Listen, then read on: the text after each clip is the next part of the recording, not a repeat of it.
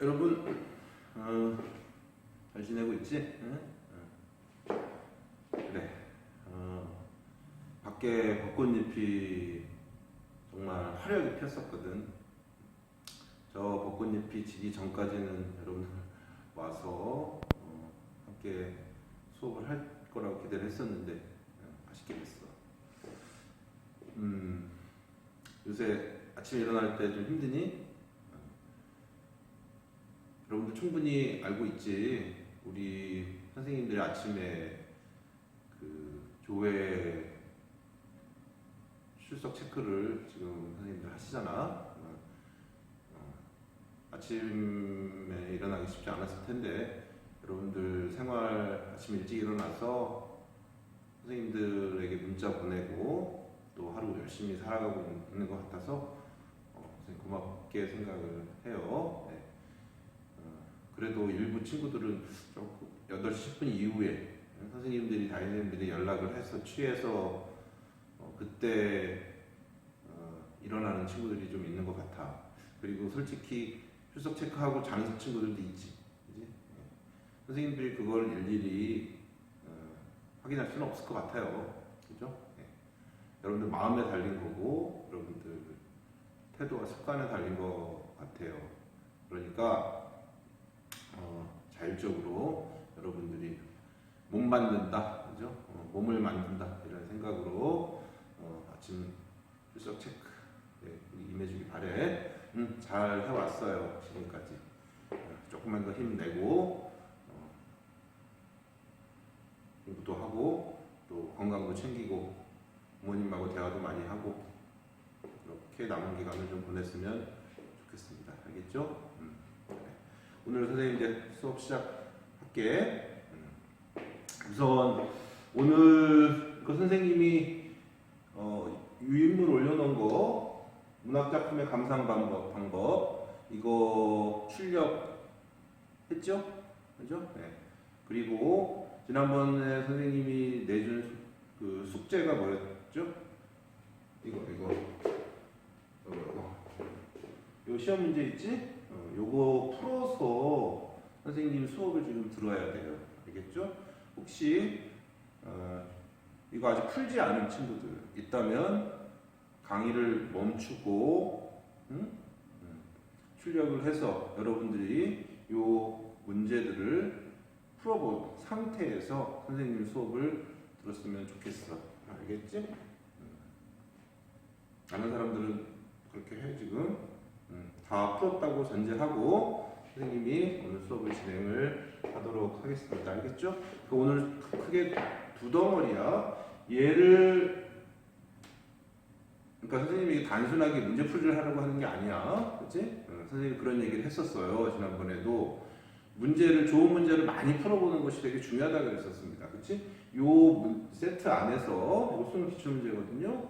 세트 안에서 우리가 시공부를 어떻게 해나가야 할지, 그것에 대한 방향을 여러분들이 잡기 위해서 이 공부를 하는 거야.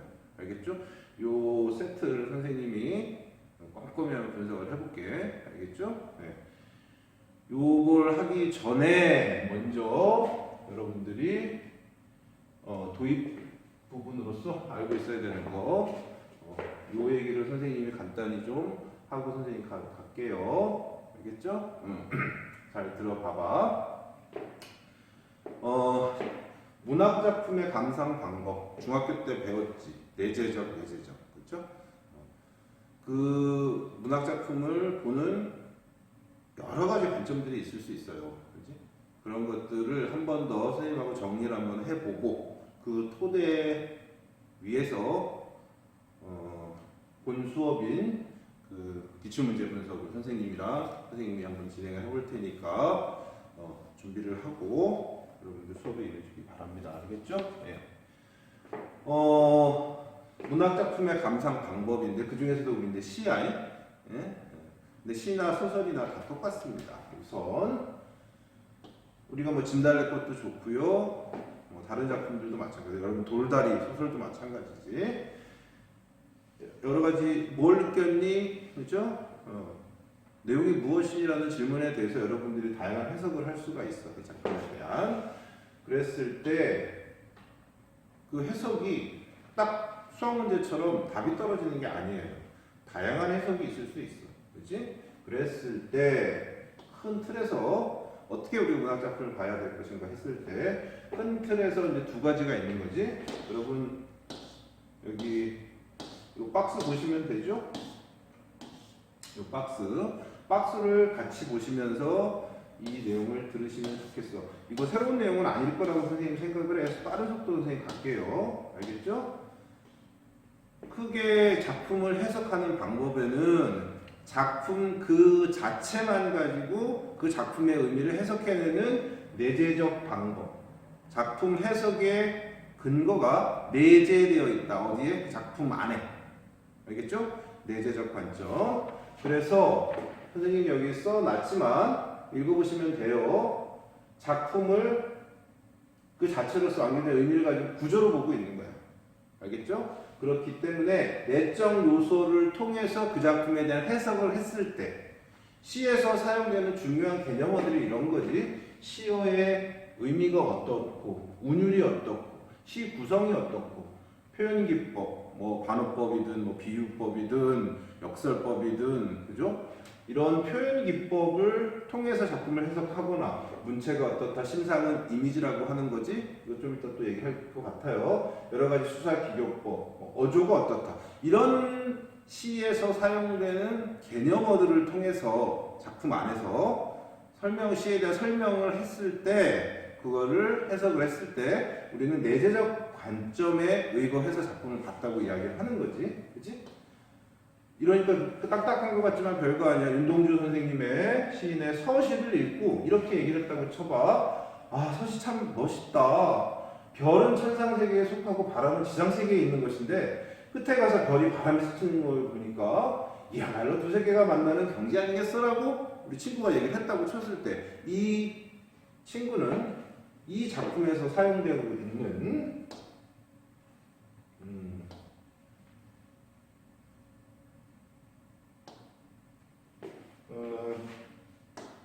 있는 별, 그렇죠? 바람이라고 하는 시에서 사용되고 있는 소재야. 소재의 속성을 이야기하는 것이죠. 그렇지? 그리고 나서 오늘 밤에도 별이 바람에 스친다 이렇게 끝이 나잖아. 이렇게 시의 내용을 가지고 와서 이거를 두 세계가 만나는 경지 아니겠어? 이렇게 의미를 부여하는 거지. 서시라고 하는 것을 작품에 사용되고 있는 여기서 예를 들면 이런 것들이겠죠. 그렇지? 시어 19절의 의미를 해석하는 거지. 그렇지? 이럴 경우에는 내재적 방법, 관점에 의거해서 작품을 해석했다고 우리가 이야기할 수 있는 거예요. 여기까지 이해되죠? 내재의 작품 해석의 근거가 작품 안에 있다. 기억하시고, 그런데 작품을 해석하는 근거가 작품 바깥에 있을 때 이거는 외재적 관점 방법이라고 이야기를 하지요. 그랬을 때 여기 작가의 삶이 어땠다, 작가의 심리가 어땠다, 그렇죠? 작가가 처했던 사회적 상황이 어땠다, 역사적 배경, 대표적으로 일제 강점기 시기에 시기에 시인이 살았다고 했을 때 그런 시대적 상황을 토대로 작품을 해석하려고 했을 때 이거는 작품 바깥에 있는 거잖아. 시인도 작품 바깥에 있는 거고 사회적 현실도 바깥에 있는 거고. 그렇지 않니? 그렇지? 그렇기 때문에 이런 것들을 근거로 작품을 의미를 해석했을 때 내 외재적 관점에 의거해서 작품을 해석했다고 이야기를 합니다. 여기에 이제 두 가지가 있는 거지. 반영론하고 표현론 두 가지. 반영론이라고 하는 거는 여기 문학 작품은 현실을 반영한다고 우리가 흔히 이야기하지 않니? 그렇죠? 여러분 천도연 선생님하고 이제 돌다리 하고 있죠? 그죠? 돌다리가 쓰여진 시기, 시대적 상황이 작품 속에 녹아 있는 거라고. 이해되지? 그랬을 때 이거 읽어보시면 될 것 같고 작품과 대상의 관계를 따져서 감상에 임하는 작품 방법이다. 응? 이거를 반영론적 관점이라고 이야기를 합니다. 이해되죠? 사례 통해 이해하면 될 것 같아요. 나그네라고 하는 박몽걸 선생님의 시가 있거든요. 그치? 아, 근데 이제 이 친구는 뭐라 그랬냐면 나그네를 읽고 이 작품은 일제강점기 때 쓴 작품이래. 그때 당시에 농촌이 수탈된 마당에 술 있는 마을이 어디 있었겠어. 그쵸? 술 있는 마을 내용이 되게 평화롭고 풍요롭고, 그쵸? 술이 있는다고 했으니까 그런 농촌의 모습을 쓰고 있는 작품인데 그걸 바라보는 시인의 생각을. 그런데 이 친구는 근데 가만히 봤더니 이 작품이 쓰여진 시기가 일제강점기야. 그치? 당연히 농촌이 수탈됐겠지. 쌀도 가져가고, 그죠? 징용도 되고, 그죠? 그랬는데 이게 맞지 않다 이런 거겠지, 그치? 그렇기 때문에 상당히 비판적으로 이 나그네라고 하는 시에 대해서 이야기를 하고 있단 말이지. 이 친구는 이 시대적 상황을 끌어들여서 작품을 비판적으로 지금 해석하고 있는 거잖아. 그렇기 때문에 이렇게 말했을 때 이거는 외제적 관점 가운데 반영문적 관점이다라고 이야기를 할 수 있을 것 같습니다. 그렇죠? 또 하나, 이번에는 우리 문학을 해석함에 있어서, 그죠? 여기 누가 들어가고 계실게? 이제 작가, 그죠? 작가 시라고 하는 거는요, 이 작품을 쓴 작가의 경험과 생각, 그죠? 세계관, 가치관, 이런 사상들이 결국 표현된 거 아니겠는가? 그러면 시를 이해하기 위해선 그 시인의 사상을 이해하는 게 되게 중요하다. 이런 의미겠죠? 그래서 시인의 생애, 성장, 뭐 이런 것들, 상당히 개인적인 어떤 거잖아요? 그지? 이런 것들을 통해서 작품을 해석했을 때 이것은 외제적 관점 가운데 표현론적 관점이다라고 이야기를 할 수 있을 것 같습니다. 그렇죠? 예를 들면 이 친구는 뭐라고 얘기했나 봐. 서시를 읽고 나서 서시를 쓴 사람, 다른 말로 바꾸면 이게 이제 시인이겠죠, 작가. 이런 사람이거나, 그렇지? 이랬을 거야, 그렇지? 그러니까 근거는 이거 같아. 죽어가는 것을 사랑해야겠다고 얘기했으니까, 그렇죠? 그랬을 때 그런 직업은 참 보람 있을 것 같다라고 했을 때 이런 생각을 한 근거가 뭐야? 서시를 쓰는 사람, 시인의, 그렇죠? 이런 사상, 생각, 이런 것들을 토대로 해서 작품을 해석하고 있다는 거죠. 중요한 근거는 서시를 쓰는 사람은 이 부분에서 표현론적 관점이라고 하는 근거가 드러난다고 보는 것이겠죠. 그렇죠? 여러분 님의 침묵이라는 만해 한용운의 작품이 있습니다. 그렇지? 님은 같습니다. 사랑하는 나의 님은 같습니다. 쭉 나가는 거지. 이때 이 님이 누구냐라고 했을 때, 그죠? 누굴까? 이게 이 시의 핵심이겠지? 아니, 그렇잖아. 진달래꽃에서도 가장 핵심이 뭐야? 진달래꽃의 의미가 뭐냐가 중요하다고 이야기를 했었잖아. 그게 주제라고 이야기를 했었죠. 님의 침묵에서도 님이 누구냐가 제일 중요할 거라고. 그렇지? 역시 다양한 관점이 있을 수 있지만, 예를 들어 이 작품을 쓰신 만해 한용운 시인이 가만히 봤더니 승려이기도 했어요. 승려, 스님. 그러면 이때 님은 누굴 수도 있겠다? 보통 일반적으로는 사랑하는 연인이겠지? 님이니까, 그렇죠? 그런데 가만히 봤더니 이분은 승려였어. 그러면 이때 님을 누구로 해석할 수 있는 근거가 되는 거야? 한용운이 승려였기 때문에 님은 부처가 아닐까? 절대자, 그죠? 이런 해석이 가능하지 않을까 이런 것이겠죠. 이런 태도가 바로 표현론적 관점이다. 이렇게 볼 수가 있을 것 같습니다. 알겠죠? 충분히 이해할 수 있을 것 같아요. 그 다음에 여기 주의 이렇게 해놨죠? 의도 정서. 중요한 건 요 말에서 요걸 생각해야 되는 거야. 의도, 정서, 태도, 누구의 시적하자. 이런 용어들이 들어가면 이거는 전부 다 뭐다? 오해하면 안 돼. 내재적 방법에는. 그러니까 시적하자랑 누구를 반드시 구분해 주셔야 돼. 시인하고는 달라. 이거 되게 중요해. 시인이란 말이 들어가면 표현론이고요. 시적하자란 말이 들어가면 내재적 관점인 거예요. 알겠죠? 김소월에 등장하는, 진달골에 등장하는 화자는 뭐로 봐야 될까? 여성이라고 봐야 돼요. 그런데 실제 그 작품을 쓴 김소월은 남성이거든. 구분해서 보셔야 된다고. 그래서 이런 거 주의를 좀 해달라는 거지. 헷갈릴 수 있겠다는 거죠. 구분하시고요. 그 다음에 세 번째가 외제적 관점 가운데 독자. 그죠? 이 시를 읽는 독자의, 그지? 에게 어떤 효용성이 발생하는가. 그걸 가지고 얘기를 하는 거지. 문학작품을 왜 읽어요? 시를 왜 읽어요? 읽으면 어떤 시는 되게 기분이 좋아지고, 그렇죠? 어떤 시는 되게 슬프고 이렇잖아. 인간의 감정이잖아. 그렇죠? 이랬을 때, 그때 그리고 나서 기분이 좋아졌다. 이거 자체가 문학작품이 우리 이 작품을 읽는 독자에게는 효용적 가치겠지. 효용성이 발생하는 것이겠지. 그래서 작품이 주는 교훈, 깨달음, 이런 것들을 언급을 했을 때 이거를 효용론적 관점에서 작품을 봤다고 이야기를 할 수 있는 거죠. 그래서 예를 들면 이 친구가 서신은 학생들이 누가 되는 거야? 독자가 되는 것이겠지. 가르침을 주는 작품이야. 그래서 이 험난한 세상을 살아가는 데 있어서 순수한 마음을 잃지 말라는 깨달음을 얻게 되었어 라고 이야기를 했을 때 이 해석은요, 효용론에 근거한, 외제적 관점 가운데 효용론에 근거한 이야기라고 볼 수 있는 거지. 오케이? 그래서 선생님 조금 빨리 갈게. 그래서 쉽게 구분해 봅시다. 이건 여러분들이 읽으시면 됩니다. 알겠죠? 그래서 이런 말들을 여러분 좀 주의하면 좋겠습니다. 보실 때 시를 읽고요. 이 시에 드러나는 핵심어 찾으면 돼. 핵심어. 여기서 가장 중요한 건 뭐겠어?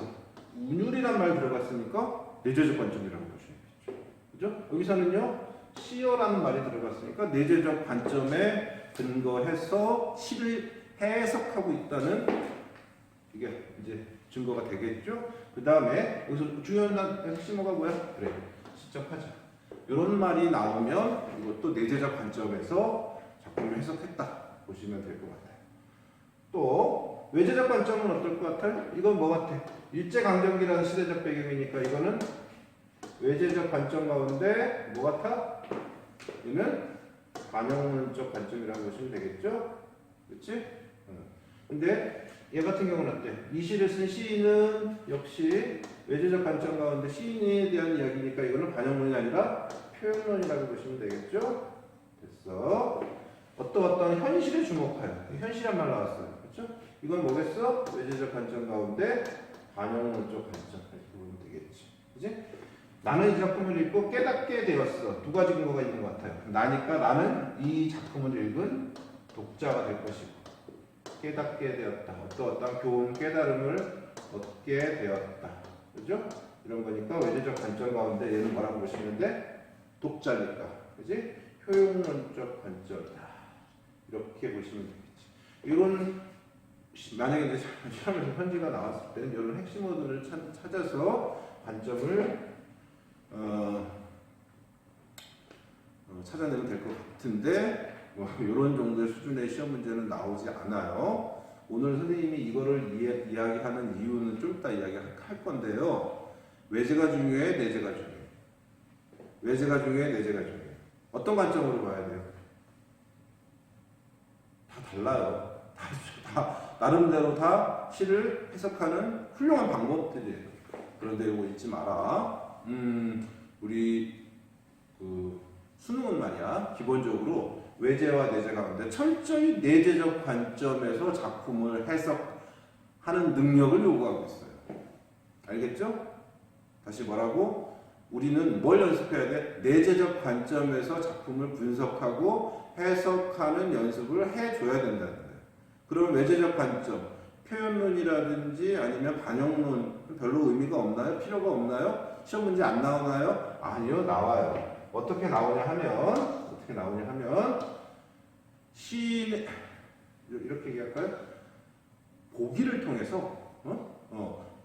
통해서 작품의 작가가 살았던 시대적 현실과 관련된 정보를 주고, 또는 보기에다가 시인의 생애와 관련된, 시인의 사상과 관련된 정보를 주고, 이 보기를 토대로 작품을 해석하기를 요구하는 문항들이 있잖아. 그지? 여러분 많이 문제 풀어봤으니까 알 거예요. 그거는 내재적 관점에다가 플러스 뭐를 고려해서 두 가지 현실과 작가의 생애를 고려해서 해석하라는 것이겠지. 두 가지 관점을 동시에 쓰라는 뜻이에요. 이해되겠지? 그래. 그래서 요거 보시면 됩니다. 요 편에 이제 모든 게 다 들었어요. 요 네모 좀 쳐봐라. 시의 소통 구조, 시의 소통 구조. 요거는 옛날에 참 많이 나왔다 이거. 옛날에 시의 소통 구조. 지금까지 했던 얘기가 여기에 정리가 되어 있다 이렇게 보시면 될 것 같습니다. 그렇죠? 보기. 선생님 한번 해봐요. 예를 들면 우리가 진달래 꽃 볼 거지만 진달래 꽃이라고 하는 작품이 있는데요. 작품 속에서 님을 떠나보내는 그렇죠? 시적 화자가 등장하고요. 아마도 여성으로 봐야 될 것 같습니다. 전통적인 여성상. 그 다음에 뭐 청자는 시 속에서 구체적으로 나올 수도 있고 안 나올 수도 있지만 이 청자라는 말도 꼭 기억하셔야 돼. 말하는 사람, 이 말을 듣는 사람. 그죠? 청자와 독자를 구분하셔야 돼. 알겠죠? 요 청자라는 요 안에서 작품을 보려고 하는 관점. 그러니까 이 안에서 아까 얘기했지? 쓰진 않을게요. 이렇게 할까? 뭐 운율이라든지 시어의 의미라든지 아니면 표현 방법이라든지 뭐 역설법이라든지 뭐 반어법이라든지 이런 얘기 할 수도 있겠지? 아니면 뭐 심상이라든지 이런 얘기를 통해서 작품 해석하면 이건 내재적 관점이지. 요 안에 있는 거야. 이런 개념들은 그렇죠? 시 안에. 그런데 여기는 시인, 여기는 무슨 관점? 표현론적 관점이라고 했죠. 그래서 시인의 생애와 관련된 거. 그 다음에 현실은 사회, 시대적 상황, 대표적으로 일제강점기, 그지? 아니면 군사 독재 정권화, 민주주의가 억압받던, 그죠? 70년대 한국 사회, 뭐 이런 시대적 현실을 통해서 작품을 바라볼 수도 있겠지, 그렇죠? 그런 내용들 체크하시고요.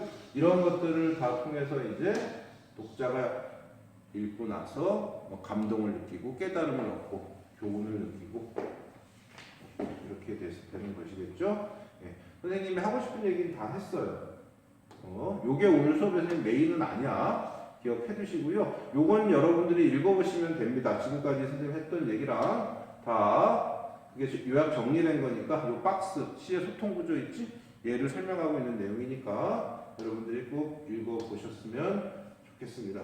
단, 요 정도는 좀 기억해줬으면 좋겠어요. 선생님이 색깔을 좀 다르게 했죠? C하고 D는 아까 뭐였어? 그래, 내재적 관점과 관련된 거였죠? 그래서 요 말 좀 기억하세요. 작품 속 화제의 태도를 가리키는 것으로 태도, 상황, 정서, 태도라고 했어요. 지난 시간에 했던 거 안 까먹었지? 그렇죠?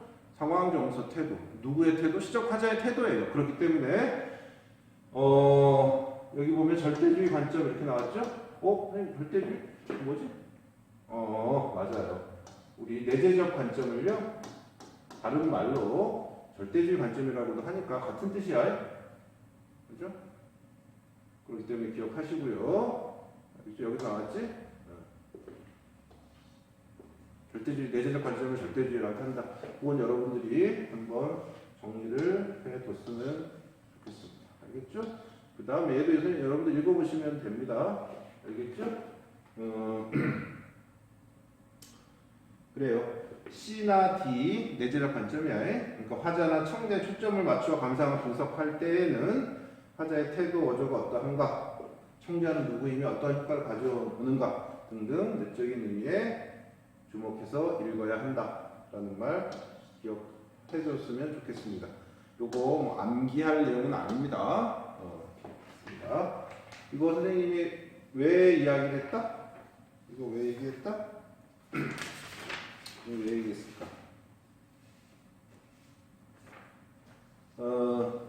내재적 관점에 근거해서 작품을 봐야 될 필요성이 있다 라는 말을 하기 위해서 좀 길게 이야기를 한 거야. 이해됐죠?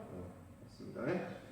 여기 보시면 뭐 효용론을 다른 말로 뭐 수용론이라고도 한다. 같은 말이니까 효용, 수용?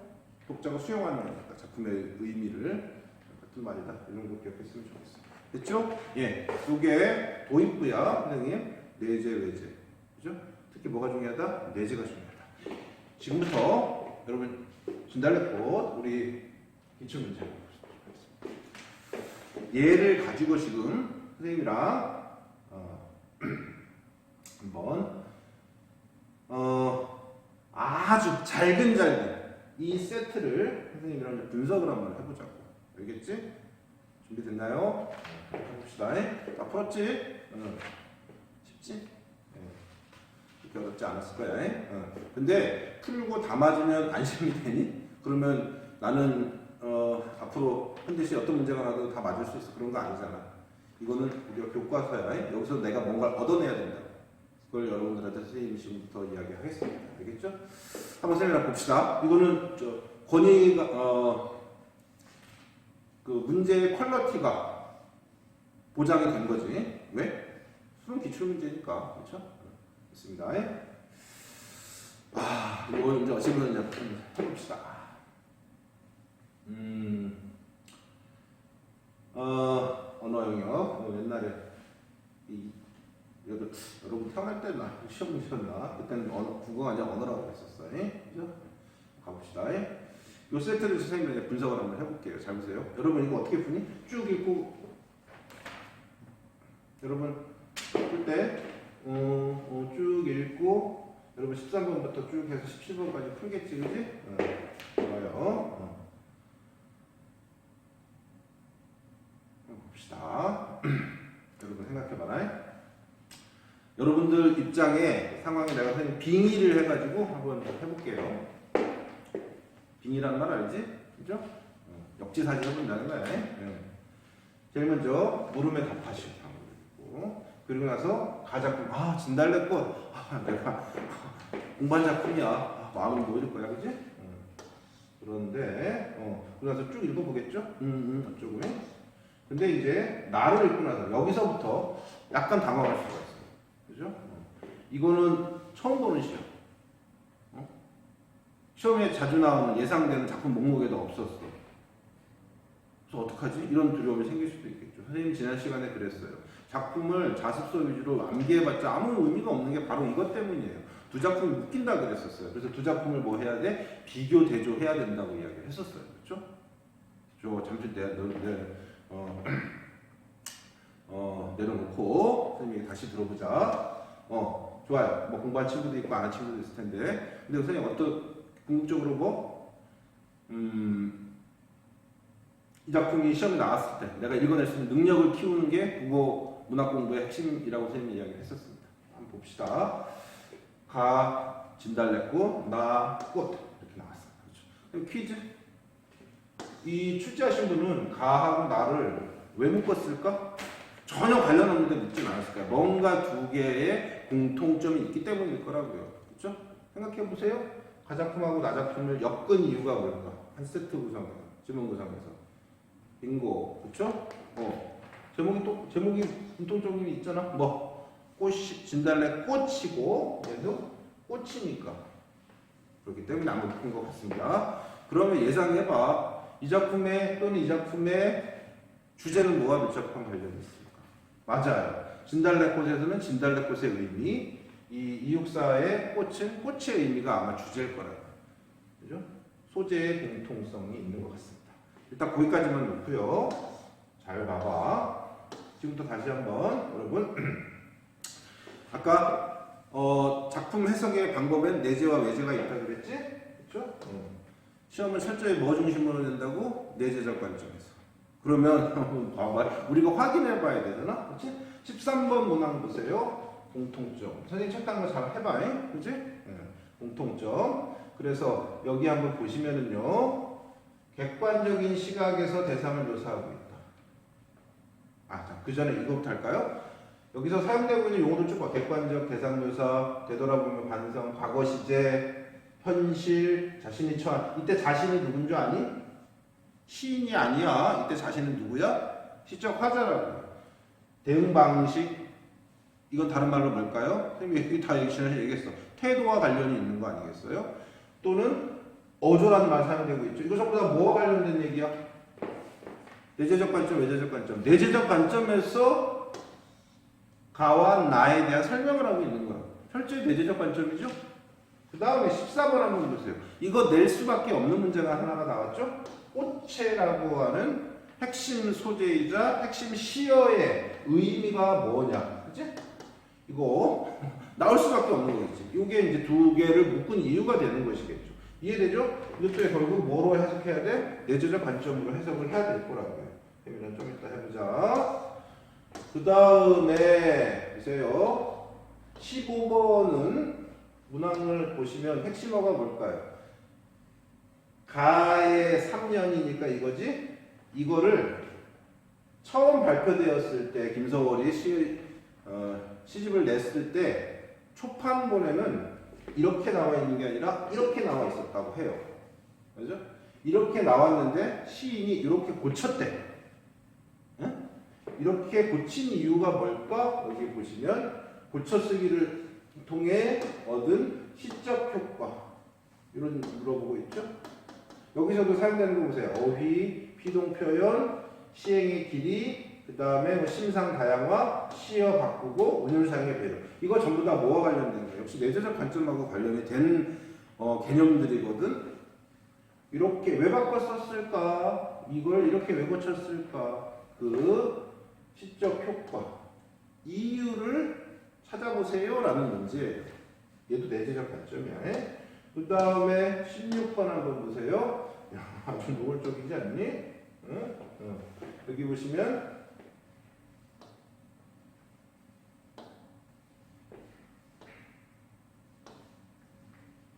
여기 보세요.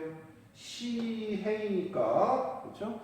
시행의 함축적인 의미, 시어의 의미, 시행의 의미, 그지? 문단의 의미, 시 전체의 의미 이런 것들 다 뭐와 관련된 거야? 내재적 관점과 관련된 문제예요.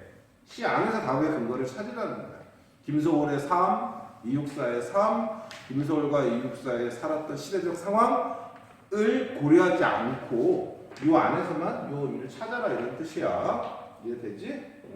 요거 그래서 이제 시행들이야. 요거 한번 선생님이랑 좀 이따 다시 한번 해보고요. 17번 발문을 보시면 이런 거는 뭐라고 발문이라고 그랬다. 이런 건 뭐라고? 선택지, 선지라고 부른다고 했죠? 이런 거 전체를 하나 뭐라고? 세트라고 했었어. 세트. 이해되죠? 가만. 여기서도 한번 보세요. 발문을 보시면 시적 화자란 말 나왔지? 대화를 나누는 상황을 가정하는 거야. 했을 때 중요한 단어 나왔어요. 태도와 일치하지 않아요. 태도는 다른 말로 선생님 뭐라 그랬어? 처리 방식. 뭐의 처리 방식? 상황에서 시적 화자가 느끼는 감정. 이걸 시에서 우리 시공부할 때 뭐라고 부르는다? 정서라고 부르는 거지.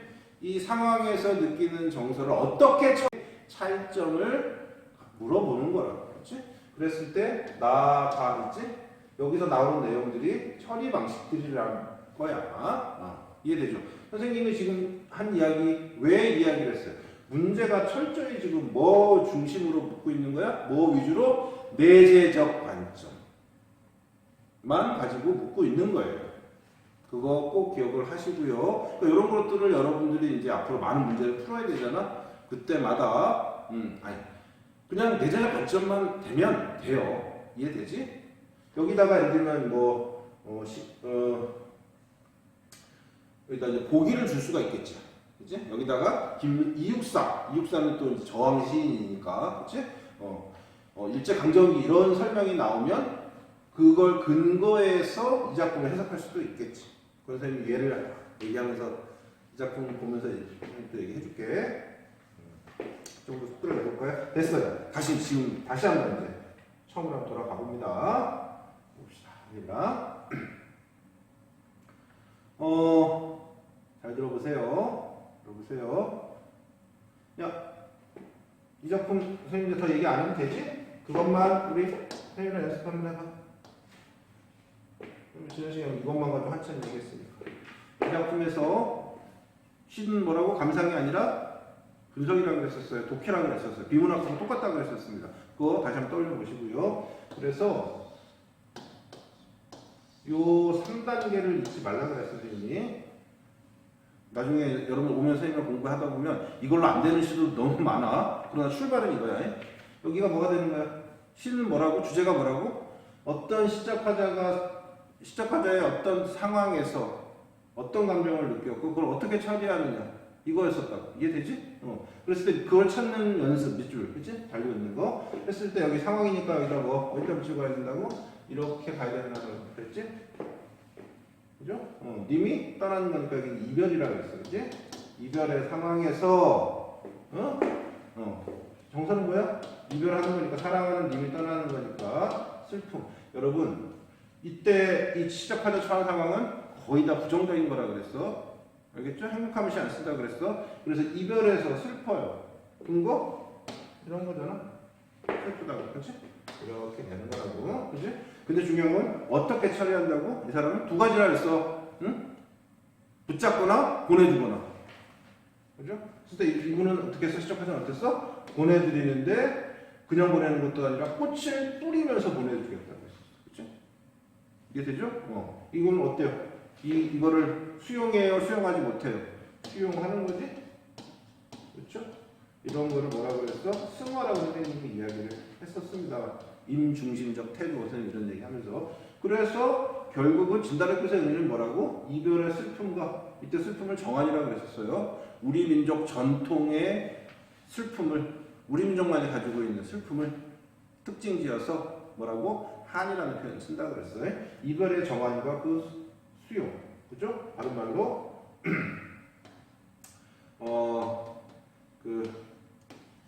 수용, 승화 이렇게 볼 수 있겠지? 그 연습을 지금 했었지? 그러면 지금부터 한번 봐봐 이제. 이 작품에다가 여러분들이 적용을 할 수 있어야 되니까 요거 한번 볼까요? 요거 여러분들 여백에다 판서를 좀 해야 된다. 진달래 꽃의 얘기를 가지고 먼저 볼 선생님 한번 일반화 한번 해볼게요. 이걸 한번 생각해 보자고요. 이 시를 가지고도 여러분 뭘 하셔야 된다?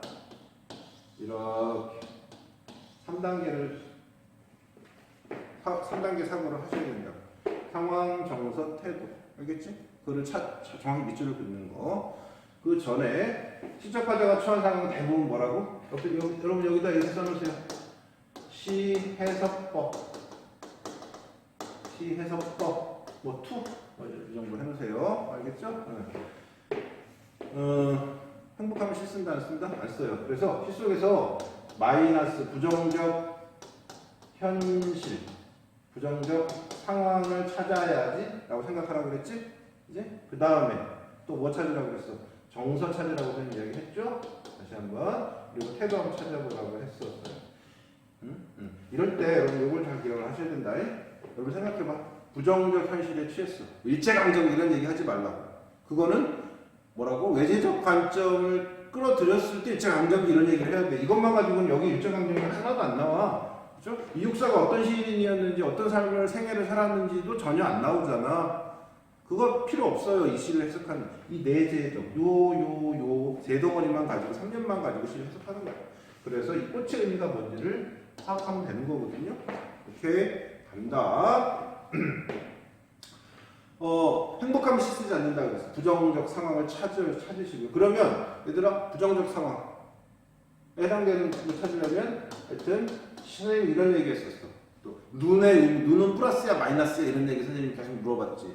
응? 그때 플러스 또는 마이너스를 하면 돼 안 돼? 안 된다 그랬지? 그 시의 속성을 찾아줘야지. 속성은 어디서 찾아진다고? 속성은 시작하자 처한 상황에서 찾아야 되는 거예요. 그걸 찾는 연습을 부단히 노력을 하셔야 되는 거죠. 그지? 그랬을 때 이 시어가 부정적 현실에 해당되는 시어들이 있을 거예요. 선생님을 한번 찾아보자. 그리고 여러분 부정적 현실이야. 대표적인 부정적 현실이 뭐였어? 진달래 꽃에서 보니까 이별이었지? 아니면 고향을 떠나는 거. 뭐 이런 것들. 그죠? 민주주의를 빼앗기는 거. 이런 것들이 다 부정적 현실이거든요. 이런 상황에서 느끼는 정서는 야 이미 떠났어. 그러면 플러스 정서에서 마이너스 정서에서 슬프니까 마이너스 정서지 무조건. 님 사랑하는 님이 얘들아 그럴 수는 있지. 우리가 인생을 살다 보면 부정적 현실에서 기쁨을 느낄 수도 있겠지. 응? 여자친구가 님이 여자친구 또는 남자친구가 어느 날 빠이빠이 나 이제 나 너 싫어 이제 우리 이제 그만 만나 했을 때 평소에 나도 마음속에 좀 그 상대방에 대해서 좋지 않은 감정을 느끼고 있었다면 그때 이별은 기쁨일 수 있겠지. 인간 세상이 그럴 수도 있어요. 근데 시에서는 그런 거 없다. 상식적으로 가는 거야. 보편적이고 상식적인 수준에서. 부정적 현실에서 부정적인 정서. 대표적인 부정적 정서가 뭐야? 슬픔이나 아니면 절망 뭐 이런 것들이 될 수 있겠지. 그죠? 그러면 잘 보세요. 두 가지야. 그래서 태도. 요거 결국 구분해 주셔야 되는 거예요. 태도는 두 가지야. 부정적 현실에서 부정적인 감정을 느껴요. 슬픔을 느껴요. 진달래꽃하고 매칭 시켜봐. 태도는 두 가지야. 이거를 뭐 하는 거? 수용하려고 할 수도 있고요. 아니면 거부할 수도 있다. 이해되지? 두 개 중에 뭔지를 잘 따져보셔야 된다. 그렇지? 그랬을 때 수용한다고 하면은 그런 생각을 해야겠지? 수용하거나 거부를 거부부터 해볼까요? 거부한다는 것은 이런 부정적인 현실을 앞으로 내가 이제 받아들이겠다, 받아들이지 않겠다, 받아들이지 않겠다라는 거지. 그러니까 이건 뭐 할 수밖에 없어?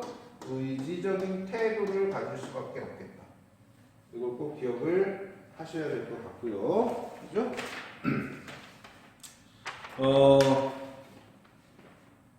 맞죠? 네. 수용하게 되면, 그러니까 이런 현실을 수용이라는 표현보다 이게 더 맞을 것 같은데요. 수용이라기보다 받아들일 수밖에 없어. 이런 상황이 마이너스에서 마이너스 정서를 느끼는데 이게 지속될 수밖에 없을 때 사람은 어떻게 될까? 내가 이거를 극복해내고 이겨낼 거야. 이런 생각이 들지 않으면 뭐 할 수밖에 없다? 좌절할 수밖에 없죠. 그죠? 여러분, 이런 말들이 다 내재적 관점에서 사용되고 있는 핵심 개념어들이야. 이게 시험 문제라고. 이거 찾아내는 게 시 분석의 핵심이에요. 이해되지? 요거를 여러분들이 염두에 좀 두시고요. 알겠지? 이 작품을 선생님이랑 한번 분석을 한번 해보자고. 알겠죠? 됐어. 다시 할게요. 그 내용 색깔 한번 바꿔볼까요? 이렇게 되는데 선생님을 한번 해봅시다. 그래, 예제적 관점이라고 그랬어. 이육사 인생 3 일체 감정이 필요 없어. 여기 없잖아. 그래, 보기로 안 줬잖아. 그렇지? 해보자. 시어 정확히 밑줄 긋기라고 했어. 시어는요 긍정적인 의미, 부정적인 의미 그걸로 유추하면 된다고. 그지? 그럼 한번 해볼게요. 꽃 이육사. 동방은 하늘도 다 끝나고 비 한 방울 내리지 않는 그때에도 오히려 꽃은 빨갛게 피지 않는가. 내 목숨을 꾸며 쉼 없는 날이야. 딱 느낌 딱 오냐? 읽자마자 느낌이나 그렇지 않을 거예요. 그죠? 처음 보는 단어도 있을 거고. 근데 겁먹으면 안 된다 그랬어. 철저히 내가 분석할 수 있다. 이런 생각을 하셔야 된다. 이쪽으로 연습해볼게요. 뭘 찾아야 된다고? 상황, 정서, 태도에 해당되는 시어를 찾아야지. 특히 상황에서부터 다 나와요. 가볼게요. 시적하자. 시는 아니라 그랬어. 이육사 아니야. 시적하자. 이 노래를, 이 말을 지금 하고 있는 어떤 사람? 그죠? 됐어요. 그럼 이제 나라고 하는 말이 나올 수도 있고 아닐 수도 있고 그런 거지. 볼게요. 동방은 하늘도 다 끝나고. 보세요. 선생님 여기다 붙일 거예요. 선생님 지금 상황을 찾으려고 지금 혈안이 되어 있거든요. 다 끝나고. 색깔 좀 바꿔볼까? 좀 바꿔볼까?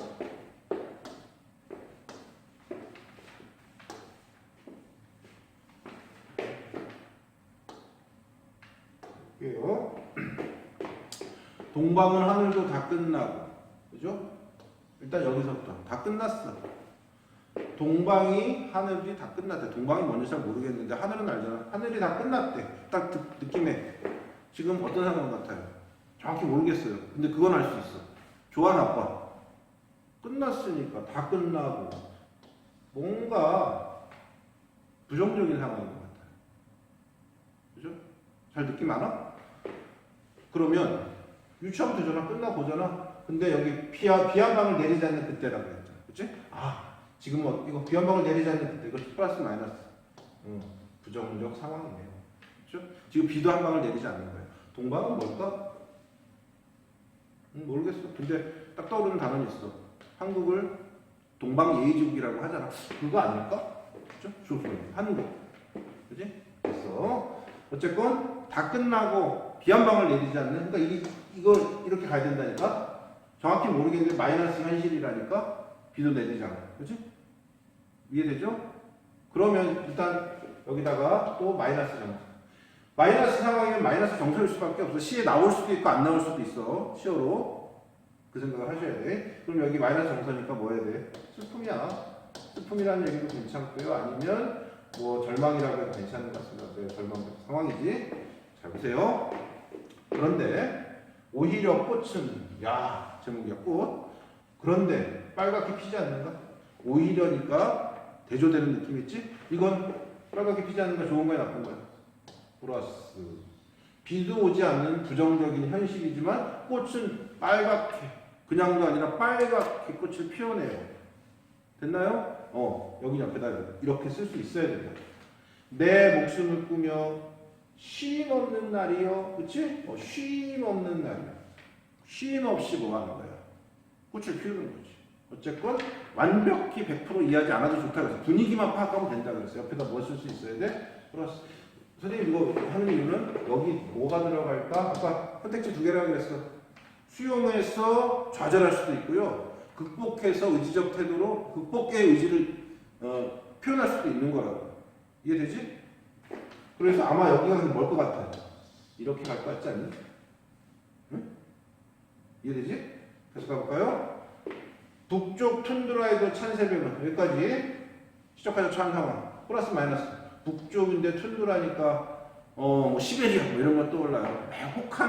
혹한의 땅 그죠? 생명이 살기가 어려운 그런 느낌이 있는데 더군다나 그냥 낮도 아니라 찬 새벽 플러스 마이너스 이거 여기랑 관련된 거라니까. 그런데 눈속 깊이 꽃맹아리가 이때 눈도 플러스일까 마이너스일까? 눈 얘기했었지. 이때 눈은 플러스일까 마이너스일까? 마이너스겠지. 그치? 여기까지가 다 마이너스라고요. 시적하자 처한 상황. 그런데 꽃맹아리 뭐랑 연결되는 거야? 이렇게 가는 거지. 꽃맹아리 꽃. 얘는 뭐 한다고? 옴짝거려. 꽃맹아리니까 싹이 돌고 그치? 꽃맹아리. 꽃이 피겠지. 그치? 이거 플러스 마이너스. 플러스. 그죠? 그렇게 가면 된다고. 그러니까 여기가 아마 플러스일 것 같은데 플러스니까 뭐야? 극복 의지 쪽일 것 같아요. 부정적 현실이지만 극복 의지. 그치? 여기서 또 확인이 돼요. 제비떼가 까맣게 날아오고 있다는. 제비떼. 이거 플러스가 마이너스가. 기다리는 대상이니까 당연히 플러스겠지. 그죠? 그러니까 비록 지금 찬새벽 눈 내리는 겨울 혹한의 계절이지만 그죠? 제비떼가 봄을 알리는 그 전령사잖아. 새들이잖아. 기다리고 있는 거야. 만약에 여기서 제비떼가 날아오는 걸 기다리지 않는다고 나오면 뭐가 되는 걸까? 여기서 플러스 극복 의지가 아니라 마이너스 그지? 좌절이 될 거라고. 이해되지? 마침내 저버리지 못할 약속. 이 약속은 뭘까? 제비떼가 올 것이라는 약속. 봄이 올 거라는 약속. 이거를 저버릴 수가 없는 거야. 비록 지금 마이너스 냉혹한 현실일지라도 저 꽃은 피어나는 것이고 또 제비는 날아올 것이고 이 기대를 버리지 않는 거지. 극복 의지. 계속 가볼까요? 한바다 복판 용솟음 치는 곳. 한바다 뜻 모르면 바다는 알잖아. 바다에 용솟음 치는 곳. 이것이 무슨 뜻일까? 그치? 특히 플러스 마이너스 용솟음 친다. 뭔가 이런 느낌 있지 않아? 가볼게요. 타오르는 꽃성이요. 이 흐름 이해되지? 꽃맹아리, 꽃성. 여기서 갑자기 꽃의 의미가 바뀌진 않는 거야. 그치? 나비처럼 취하는 회상의 무리들아. 오늘 내 여기서 너를 불러 보노라. 이때 회상의 무리들은 플러스일까 마이너스일까? 플러스겠죠. 왜요? 불러보는 존재니까. 이해되지? 이게 정확히 뭔지 잘 모르겠어요. 여기서 한번 얘기해 볼게요. 예를 들면 이육사 선생님은 독립운동가였어. 그래서 독립운동을 하시다가 시도 쓰시고 이런 투옥되셨다가 돌아가신 분이란 말이야. 아주 아주 그 열정적으로 인생을 삶을 사셨던 분이라고 하더라고. 입니다. 그죠? 그 생각을 염두에 두면 아마도 여기서 말하는 이런 것들, 북쪽 툰드라, 여기, 이건 다 뭘까? 여기, 찬새벽, 하늘도 다 끝났고, 비 한 방울, 여기 뭘까? 일제강점기, 이렇게 해석할 수 있는 거겠지. 근데 그분이 극복의지. 응? 그래서 실제로 독립운동을 하셨던 거죠. 이해되죠? 그랬을 때 취하는 해상의 무리들아, 이런 것들은 뭘까? 독립을 염원하고 있는, 그죠? 우리 민족 동포, 이렇게 해석할 수도 있는데, 그거는 여기서 나오면 안 돼. 응? 그건 외제적인 거니까. 내재만 가지고 이야기하자고 했죠? 근데 뭐는 선생님, 여러분들이 얘기하시는 내재적 관점에 근거해서 불러보는 대상이니까, 그죠? 플러스구나라고 얘기할 수 있어야 된다. 여기까지 이해되죠? 그러면 선생님이랑 한번 생각해 보세요. 이거 하나만 얘기할까요? 이때 플러스 여기 플러스 여기서 뭐 했어요? 이 시에서는 뭐라고 보셔야 돼?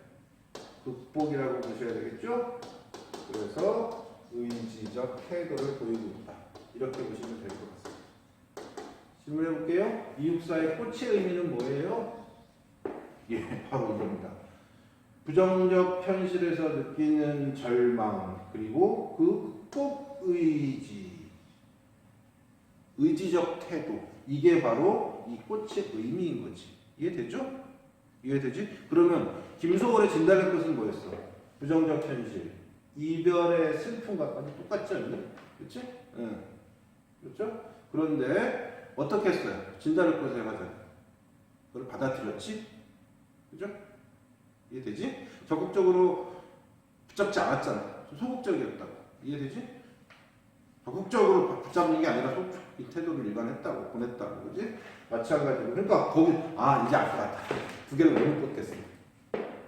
태도의 차이가 있는 거예요. 소재가 공통적인데, 결국은 부정적 현실에서 느끼는 감정까지는 유사한데요. 태도가 다른 거예요. 이 두 개를 비교대적 하라는 문제가 있을 수밖에 없는 거라고. 이해되죠?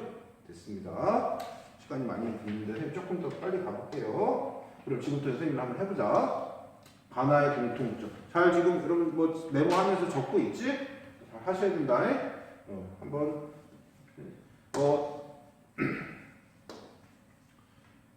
여러분 보세요. 이 문제부터 먼저 풀어봅시다.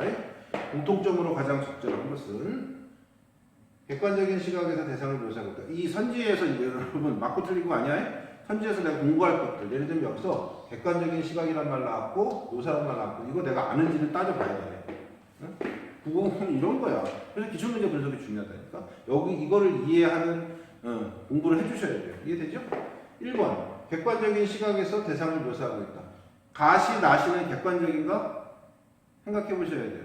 객관적인 게 뭐야? 객관적인 게 뭐야? 반대되는 게 뭐야? 주관적인 거잖아? 주관적인, 다른 말로 하고, 주관적, 감정의, 이런 것들이 이제 주관이란 말이야. 그렇죠? 이 작품 두 개. 이 감정의 영역이 벌써 정서잖아? 시는 가장 주관적인 장르예요. 그러니까 예시상처럼 말도 틀렸고요. 두 개, 주제가 뭐였어? 이번에 슬픔과 극복이었고요. 그지?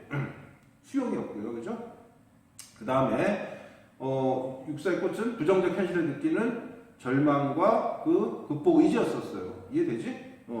그러니까 여기 주관적인 시인의 시작하자지 감정이 들어가 있기 때문에 객관적일 수 없는 거라. 이해되지? 그러니까 이거는 여러분 공부는 이렇게 하셔야 돼. 가 쓰고 나 쓰고 땡땡땡땡 이렇게 해서 하나씩 보셔야 된다. 가 틀렸고요. 나도 틀렸다. 대상을 묘사하고 있어요. 묘사하고 있는 거는 그죠? 이게 묘사해봐. 길쭉하고 노랗고 그죠? 이쪽에 그 부분이 마모가 되어 있고 선생님이 객관적인 묘사를 한 거라고요. 그치? 근데 감정 들어왔어. 그래서 이걸 보면 옛날 나의 국어 선생님이 떠올라. 이러면 내 정서가 그래서 선생님이 그리워. 이러면 주관적인 정서가 들어가는 거지. 구분할 수 있겠어? 이거 대상을 묘사하고 있는 거 아니야. 그래서 1번 아웃. 그 다음에 여기서 반성이라는 단어가 핵심 뭐니까 핵심을 잘 찾아야 된다. 아까 얘기했잖아. 이 반성은 태도와 관련된 거잖아. 근데 두 개 다, 그죠? 태도가 반성 아니잖아요. 그래서 이것도 이렇게 쓰실 수 있어야 돼. 이게 국어의 핵심이야. 그 다음에 여기서 중요한 거. 과거 시제 사용 생동감. 일단 선생님 입장에선 요 말 자체도 맞잖아. 생동감은 언제 어떤 시제를 사용했을 때 생동감? 갔다보다는 간다. 뛰었다보다는 뛴다. 현재 시제가 사용되어서 훨씬 생동감을 느끼는 거니까 말도 맞지 않을 뿐더러 그것보다는 뭐 가지고 판단해야 돼? 이게 과거 시제. 선생님 안 올라갈게. 두 개 다 봐봐. 과거 시제 없다. 그죠? 이렇게 가셔야 돼요. 현실에 대한 대응 방식이 들어가 있다. 그러니까 사실은 이게 실하니까 선생님이 그랬잖아. 그러니까 보고 자시고 할 것도 없어요. 이게 무슨 문제야. 그렇죠? 근데 여러분 이해를 해야 되겠지? 아하, 이 선지의 의미가 무슨 뜻인지 이해돼? 시라고 하는 건 자신이 자신 시적하자처럼 현실에 대한 대응 방식이 다르게 드러났지? 가랑 나랑? 답 4번. 이 말 이해를 하셔야 된다. 그러면 5번. 부드러우면서도 강한 설득적 어조를 구사하고 있다. 그치? 여기서 이 설득적인 어조. 이거 다른 말로 바꾸면 뭐라고 할 수 있어? 이 어조. 설득이 아니라 태도. 그치? 어조는 다른 말로 태도야. 이해되죠? 여기까지 됐고요. 어때요? 이제 두 개 다 맞는 거고. 4번이었고. 설득하고 있어요? 슬픔 또는 부정적 현실에 대한 태도만을 드러내고 있지. 뭐 어떻게 하자 이런 거 아니었잖아, 그지? 그러니까 이렇게 가야겠지. 이해되지? 이렇게 선지 하나하나를 꼼꼼히 보는 연습을 시 작품하고 연결시켜서 해야 된다. 알겠냐? 조금 더 속도를 낼게. 14번. 가나의 꽃에 대한 해석으로 가장 적절한. 이건 안 물어볼 수 없는 문제라고 선생님이 얘기했었죠? 그지? 가에서 진단의 꽃은 임과 동일시하고 있다. 그렇죠? 임이 꽃이야? 아니잖아. 꽃은 뭐였어? 꽃이 뭐야? 주제라 그랬잖아. 슬픔과 그 승화라 그랬었어. 그치? 그렇기 때문에 여러분 임과 동일시 여기다 이렇게 임이 꽃이 아니라니까. 꽃은 시인의 정서와 태도가 꽃이라니. 꽃의 의미. 1번도 아웃 됐죠? 갑시다. 그 다음에 2번 해보자. 외면적인 속성, 꽃의 외면적인 속성. 진달래꽃의 꽃이라는 시에서 진달래꽃이 어떻게 생겼는지 나왔어? 수술이 어떻고 암술이 어떻고 색깔이 어떻고 나왔어? 안 나왔지? 그렇기 때문에 외면적 속성 강조하고 있지 않고요. 그죠? 꽃의 시적인 의미를 강조하고 있는 거지. 꽃은 사랑이 없는 세상을 의미한다. 이게 뭔 소리야? 그지? 꽃의 의미는 뭐라고 했어? 그죠? 슬픔과 거기에 대한 태도라고 그랬잖아. 굳이 얘기하자면 사랑에 대한 사랑이 있음에 대한 세계겠지, 그지? 그래서 3번도 아웃이고요. 4번 인간이 유한한 존재, 인간은 죽을 수밖에 없는 존재라는 게 꽃의 의미야? 아니었잖아. 그래서 너도 아웃이고요, 그렇지? 그러니까 느낌적인 느낌으로 그냥 그러지 마시고요. 분석을 하는 습관을 들이셔야 돼. 꽃은 극한 상황, 뭐 시적화자가 처한 상황, 이별, 그렇지? 이거를 뭐 하려고 그랬다고? 극복하려는 의지, 그치? 네, 극복하려는 의지라고. 선생님, 그 얘기를 잘못했네. 이 나에서의 꽃은요, 아까 그 이육사의 꽃이겠지. 가랑 나랑 헷갈렸다. 이육사의 꽃은 부정적 현실 속에서 느껴지는 절망과 그 극복 의지가 바로 꽃의 의미라고 했었잖아. 그치? 그러니까 유한한 존재, 이랑 전혀 상관이 없는 얘기를 하고 있는 거고, 바로 나왔잖아. 극한 상황에 해당되는 시험을 찾을 수 있지? 그 다음에 극복 의지에 해당되는 걸 찾을 수 있지? 꽃이 바로 극복 의지고, 그치? 제비때. 이런 것들도 극복 의지가. 이해되겠죠? 좋습니다. 15번은요, 선생님 따로 얘기할게요. 굳이 요 세트 가장 또 까다로운 게 15번일 수 있겠다. 16번 한번 볼까요? 요 문제 선생님 어떻게 푸는지 잘 보세요. 시행의 함축적인 의미, 이게 5개의 시행이 좀 나왔는데 이미 선생님 읽었지만 이거 의미를 하나하나 세분화 해석하면 되게 어려워요. 근데 뭐라 그랬어? 제일 쉬운 거? 플러스냐? 마이너스냐? 그것만 되면 돼요. 그렇죠? 함축적 의미. 다 끝나고 뭐라 그랬어? 마이너스. 이게 꽃이 빨갛게 피는 건 아까 맥락상 뭐였어? 극복 의지에 해당되는 거였잖아. 이건 부정적 현실에 해당되는 거고 실제가 나타나는 상황. 꽃맹아리가 움직거려 꽃꽃 극복 의지 제비 때 기다리는 거니까 극복 의지 꽃성이 타오르는 거니까 타오른다는 얘기는 뭐야? 붉은 꽃이 핀다는 얘기예요. 그렇죠? 그러니까 플러스 단 몇 번? 쉽잖아. 그래? 2번. 이해하겠지? 시험 상황에서는 이것만 해도 충분하다니까. 더 들어가가지고 동방이 뭐냐, 그치? 꽃성의 의미가 뭐냐, 이걸 다 들어갈 필요는 없다고 생각을 해요. 그죠? 17번 선생님이 한번 잘 보세요. 아까 이렇게 조금, 이렇게 할까요? 7번. 그럼 한번 해봐. 여기서 대화를 나눴을 때 태도가 일치하지 않아요. 그죠? 머릿속에 그것만 떠올려. 이별, 슬픈데, 그지? 슬픔을 승화시키는 거라고 했어. 그죠? 붙잡지 않아요. 보내준다고요. 그지? 그 다음에, 나는 어떻다고? 극복이지. 그 차이를 생각하시면서 보시면 될 것 같습니다. 보세요. 이육사라고 하면 안 되죠? 나 작품의 하자는 당신은 누가 되는 거야? 가겠지. 그지? 진단할 것의 하자예요. 당신은 너무 소극적이다. 그죠? 그러면 가해 화자는 어땠어? 가해 화자는 적극적인 사람이었잖아. 그치? 다시 가해 화자가 적극적이려면 붙잡아야 된다. 붙잡지 않고 보내줬잖아. 그러니까 소극적이라고. 요거 맞죠? 그래서 나라면 꽃이 화자겠지. 붙잡든지 밀어당기든지 헤어지든지 매우 적극적이죠. 그러니까 잘 생각하시는데 나라면이니까 여기서 아마 반대적인 내용은 이 내용은 아마 적극적인 걸 거예요. 이게 맞잖아. 2번 가볼까요? 진단할 것의 화자는 꽃을 뿌리는 것도 사랑의 표현이라고 생각한다. 그냥 보내는 게 아니라 꽃을 꺾어서 던져놓고 그걸 밟고 가라고 했었습니다. 그렇지? 슬프면서도 안으로 삭힘에 인내하는 것. 임중심조 사과가 인내하는 것. 우리 여인들의 전통적인 정서. 다른 말로 슬픔인데 슬픔을 우리 민족의 전통적인 정서로 뭐라고 바꾼다고? 이거를 정한이라고 한다고 그랬었죠? 그러니까 2번도 정확히 설명하고 있는 거고. 3번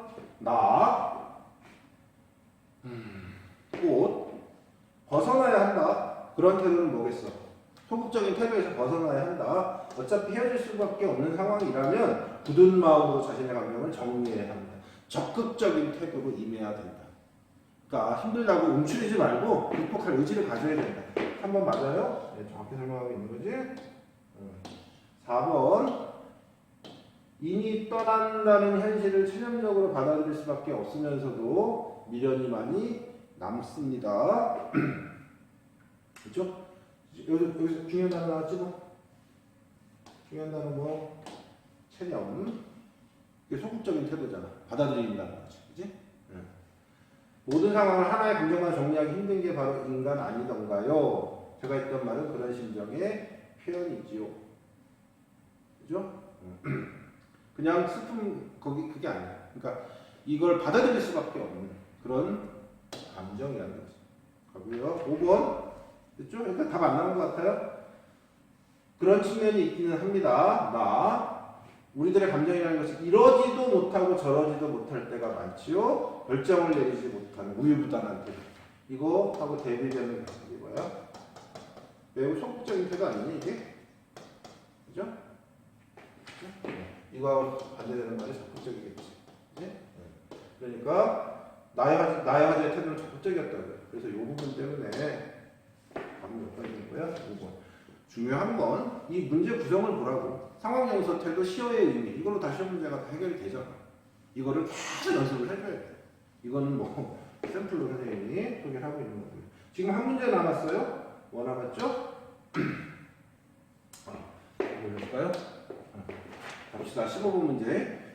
굳이 좀 당황할 수 있다면 이 문제 가지고 당황할 수 있는 거야. 여러분들이. 그래서 여기 한번 가볼게요. 가볼까요? 아까 얘기했습니다. 원래 이렇게 썼는데 이렇게 바꿨대요. 그지? 그러면 뭘 해줘야 돼? 뭐가 바뀌었는지 그 사실 확인부터 해야 되겠지? 그지? 볼까요? 얘부터 가볼까요? 1번 어휘를 바꿨나? 딱 살펴보실 필요가 있어요. 그치? 그랬더니 바뀌었니? 가시는 발걸음마다 가시는 걸음걸음 발걸음마다 걸음걸음 뿌려놓은 그 꽃을 뿌려놓은을 노인으로 바꿨네요. 그렇죠? 여기까지 똑같고요. 고희나를 사뿐이로 바꿨죠. 그죠? 맞나요? 그래서 어휘까지 바뀐 건 맞아요. 시적 대상이 바뀌었군. 시적 대상이 바뀌었나요? 아니요. 여기서 시적 대상은요.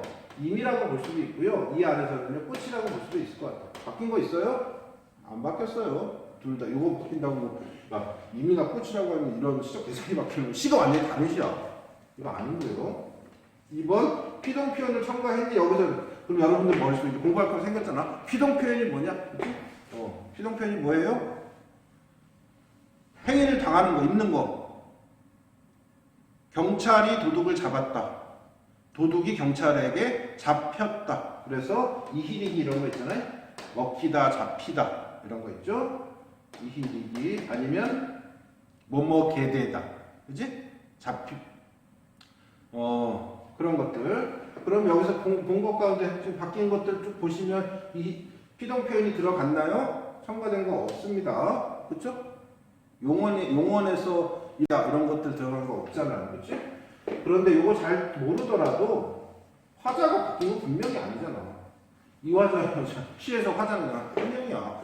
사랑하는 님을 떠나보내고 슬프고, 그렇지? 그거를 수용하고 있는 화자 동일하다고요. 그러니까 실제 시험 상황이면 이거 가지고 고민하면 안 된다는 거야. 이거 가지고 고민하면 되는 거지. 그럼 쉽게 화자가 안 바뀌었으라고 얘기할 수 있는 거잖아. 이해되지? 그래서 너도 아웃. 그렇지? 그 다음에 시행의 길이를 줄였니? 그럼 보세요. 줄었니? 줄긴 줄었네. 총 여기 보시면 시행에서 여기 9글자인데 7글자, 여기 7글자인데 5글자. 이해해서. 그러니까 시행의 길이를 뭐 줄였을 수도 있겠지. 그죠? 그런데 문제는 고독의 의미를 강조하겠군. 이러니까 얘들아 잘 중요한 얘기. 여러분 오늘 틀리면 맨날 이거 강조할 거야. 고독은 뭐와 관련돼요? 나 고독해. 이거 정사라니까? 감정이잖아. 이 시 주제가 고독이야?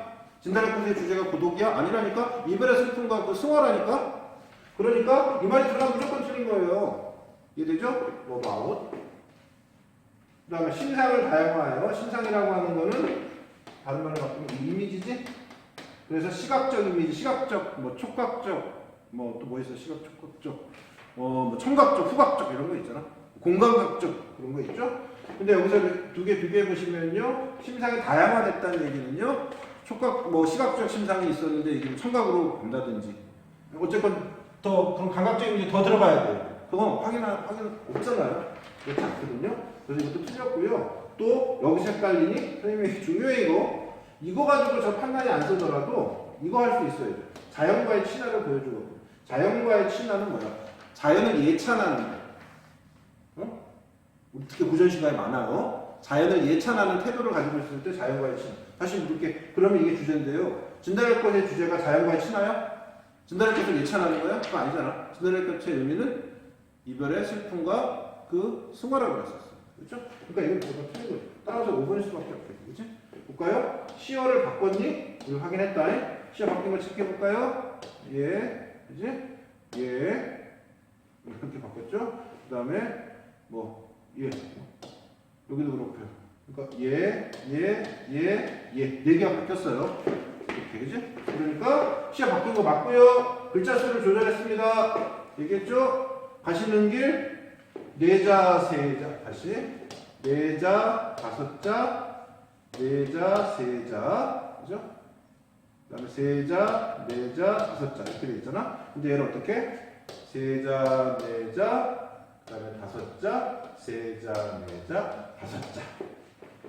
그래서 글자 수를 조절해 줬다고요. 다시 여러분이 김서울이라고 쳐보세요.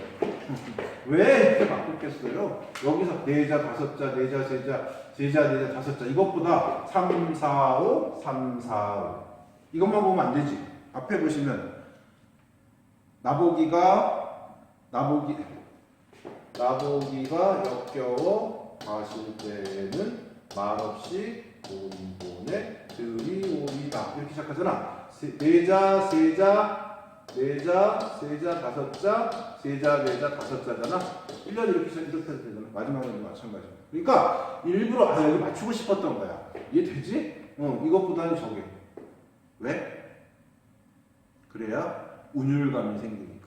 운율은 선생님 시간이 없어서 선생님 다음 시간에 운율만 가지고 얘기를 한번 할게요. 어쨌건 얘를 이렇게 바꾼 데에는 글자 수를 조절을 함으로써, 그죠? 리듬을 좀 맞춰주고 싶었던 거겠지.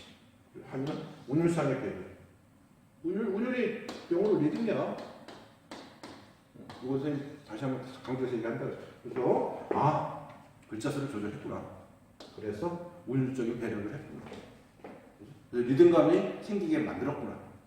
그래, 이런 생각을 하는 거죠. 이해되죠? 이런 거예요. 지금 어쨌건 그래서 우리가 5문제를 풀어봤는데 여러분들 선생님이 지금 일관되게 하는 얘기, 시는 그 자체로 내재적 관점에 충실하게 상황정서 태도, 그 다음에 시어 긍정적, 부정적, 그죠? 그 다음에 두 개가 묶였을 때 뭔가 달라요. 공통점과 차이점.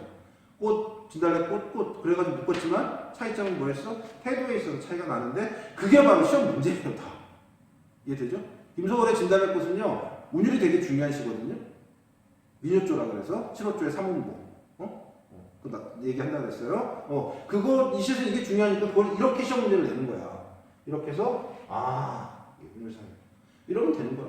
이해되죠? 이 작품만 가지고도 이 소프트만 가지고 공부할 게 되게 많아요. 이런 태도를 여러분들이 견지를 하고 앞으로 여러분들이 봐야 되는 많은 문제집에 그죠? 낯선 시에다가 적용하는 연습 하면서 이제 여러분 이건 안 돼 되게 많을 거야. 그러면서 그걸 되게 만드는 그게 이제 시 공부라고 생각하시면 돼요. 이해되죠? 시간이 너무 많이 지났네. 여러분들이 선생님이 전달하고자 하는 메시지가 무엇인지 이해하리라 믿습니다. 알겠죠?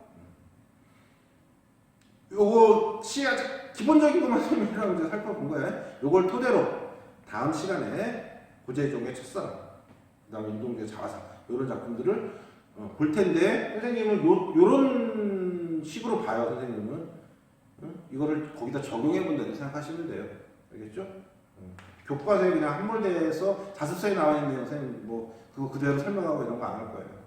알겠죠? 자습서에 있는 거니까. 그래서 보면 되고 자습서의 내용은 뭐라고? 여러분 읽고 암기하는 게 아니라 내가 해석한 게 제대로 되었는지를 비교해보는 자료라고 선생님 얘기했었습니다. 알겠죠? 오늘 고생 많았고 다음 시간에 계속 시에 대한 이야기 오늘 설명 좀 안 된 것들 계속 설명할 테니까 잘 들어주기 바래요. 알겠죠? 다음 주에 또 보자. 건강 유념하고 알겠죠? 이것저것 크니까 감기 특히 조심하고 이럴 때 병원 가도 좀 애매하니까 고생했다. 다음 시간에 봐요. 안녕.